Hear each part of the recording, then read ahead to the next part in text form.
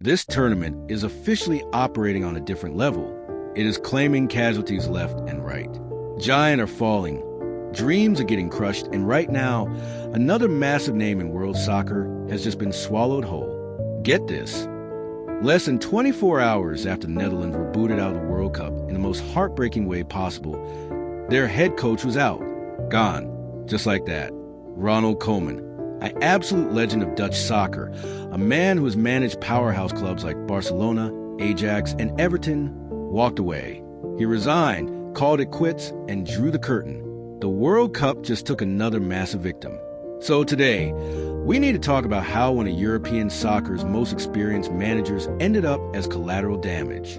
We're breaking down how a tournament is systematically tearing the powerhouse nations apart, and the one fateful decision that completely sealed Koeman's fate. To really understand this, we have to look at the sheer scale of what just happened to the Netherlands. Because let's be clear, this wasn't just a tough loss. This was a historic humiliation. The Dutch are royalty in world soccer. They are three-time World Cup finalists. We are talking about a country that had reached at least a round of 16 in 11 straight World Cups. 11. They literally made the quarterfinals just 4 years ago. For the Netherlands, making it past the group stage isn't a hope or a goal. It's basically a birthright. But this time around, they didn't even make it that far. They got knocked out in the round of 32 by Morocco. Think about that. It is the earliest World Cup exit in the entire history of Dutch soccer. Never before had the Netherlands packed their bags this early from a tournament they actually qualified for. Koeman didn't just lose a soccer game. He oversaw the absolute worst World Cup campaign his country has ever seen. And here's the truly frustrating part, the thing that turned ordinary fan criticism into absolute fury online. The way it happened was a completely self-inflicted wound. See, back in the group stage, this Dutch team was an absolute joy to watch. They were electric. They racked up 10 goals across just 3 matches, which included a brutal 5-1 demolition of Sweden. It was beautiful, free-flowing, fearless attacking soccer. It was exactly the kind of style that made the world fall in love with Dutch soccer in the first place. Honestly, they looked like genuine title contenders. But then, they ran into Morocco. And this is where Koeman did something completely baffling. He completely tore up the game plan that was actually working. Instead of sticking to their strengths, he abandoned his attacking setup and switched to a heavily defensive 5-man backline. It was a formation he hadn't used in ages, specifically dialed up to contain Morocco's dangerous forwards. And let's just say, it backfired spectacularly. That negative defensive mindset didn't just fail to stop Morocco, it completely choked out the Netherlands' own offense. It essentially handed Morocco the ball, invited them to attack, and turned a team that had just scored 10 goals into a toothless, passive side that created almost nothing. Analysts put it bluntly after the game. The setup allowed Morocco to dictate the play. The Dutch gave up possession, stopped pressing, and just retreated deep into their own half. They looked terrified against a team that made the World Cup semifinals back in 2022. And in a tournament like this, playing scared is a death sentence. For a while, somehow, it almost worked anyway, against a run of play, and only after Koeman finally ditched the 5-man defense and threw on an extra striker. Cody Gakpo poked the ball into the back of the net in the 72nd minute to make it 1-0. There was so much raw emotion in that goal. Gakpo had chosen to stay with the squad despite facing a devastating personal loss in his family just days earlier. When he scored, he fell to his knees in tears while his parents were crying in the stands. It was an incredibly heavy moment. For a split second, it looked like the Netherlands might actually escape a win they didn't really deserve. But the World Cup wasn't done playing villain. Deep into stoppage time, in the 91st minute, Morocco's Kemstein Talbai whipped in a perfect cross. Center back Issa Diop rose high above Virgil van Dijk, powering home a header for his first ever international goal. 1-1. Extra time solved absolutely nothing. Dutch goalkeeper Bart Verbruggen made a couple of insane, breathtaking saves to keep them alive. And so, the match went to the one place the Netherlands dread more than anywhere else on earth. Penalties. Man, the history here is just brutal. This was the Dutch national team's 10th penalty shootout in history, and it became their 8th defeat. It is their third World Cup exit in a row on penalty kicks. It is practically a national curse at this point. Kluivert hit the post. Timber dragged a shot wide. Sam Lamers had his shot completely smothered by Morocco's star keeper, Bono. Then, Ismail Saibari stepped up for Morocco, buried the winner, ripped off his shirt, and sent the stadium into absolute chaos. Morocco was through to the last 16. The Netherlands were out, and the tactical gamble that sparked the disaster had Koeman's fingerprints all over it.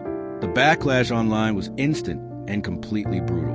Fans and pundits had been questioning Koeman's defensive tactics even before the tournament started.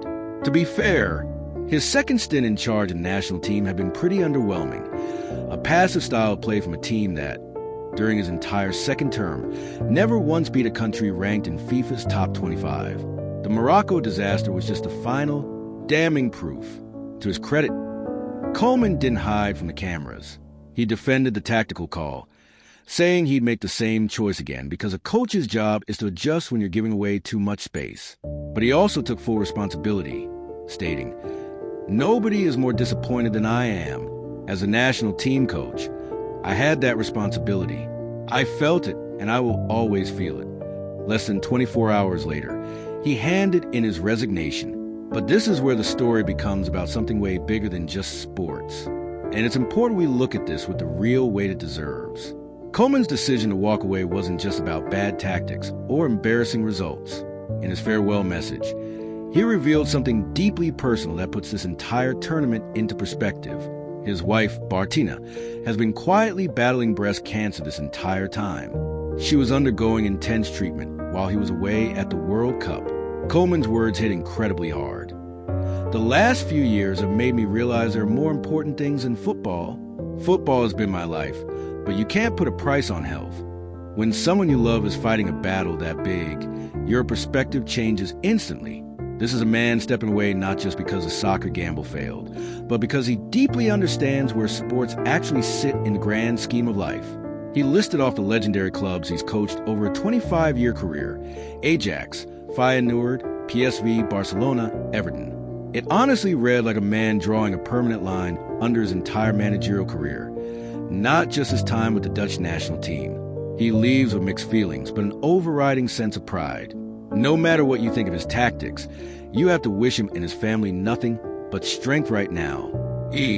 Now, there is one more thing that absolutely has to be said, because it is the ugliest footnote to this entire tournament exit. Following the loss, the young Dutch players who missed their penalties were subjected to some absolutely vile racist abuse online. The Dutch Football Association immediately condemned it in the strongest possible terms and vowed to pursue criminal charges against the trolls responsible. Let's be crystal clear about this. Missing a penalty at a World Cup is a heartbreak, not a crime. These players carried the weight and hopes of an entire nation on their shoulders and fell short by a matter of inches. The exact same way great players always have throughout history. The toxic abuse they received is disgraceful, it is weak, and it has absolutely no place anywhere near sports. The people behind those screens deserve every single consequence coming their way. Soccer is supposed to bring people together. Stuff like that does the exact opposite. If we step back and look at the bigger picture, Ronald Koeman is not an isolated casualty. He is part of a massive, shocking pattern that is completely defining this World Cup. The traditional giants are being taken down one by one, and the hungry underdogs are the ones doing the hunting. It was Morocco, the pride of Africa, who ended the tournament for the Netherlands. On the exact same night, four-time World Cup champions Germany were dumped out of the tournament by Paraguay. Uruguay, another traditional powerhouse, didn't even manage to make it out of the group stage. Meanwhile, marching right into the next round, we have Morocco, Paraguay, Cape Verde, the smallest nation to ever reach the stage, and Congo. The dark horses of this tournament aren't just surviving. They're actively claiming scalps, ending coaching careers, and completely rewriting the hierarchy of world soccer in real time. That is exactly what makes this World Cup so ruthless, yet so incredibly thrilling to watch. Every single round, a giant falls. Every round, the tournament claims another victim. Ronald Koeman is simply the latest legendary name added to that list. A giant of the game undone by a gamble that backfired. an underdog that completely refused to play its assigned role. The Netherlands are headed home early for the first time in their history, and they're going to be searching for a completely new direction. The real question now is, can the remaining powerhouse nation steady the ship before this tournament swallows them up next? What do you guys think? Was Coleman's defensive gamble the main reason the Dutch went home? Or was Morocco honestly just a better, hungrier team on the day? Drop your thoughts in the comments below. Make sure to hit that sub button and stick around, because at this World Cup, absolutely no giant is safe. Was it Coleman's tactics, or is Morocco just unstoppable right now? Let me know in the comments.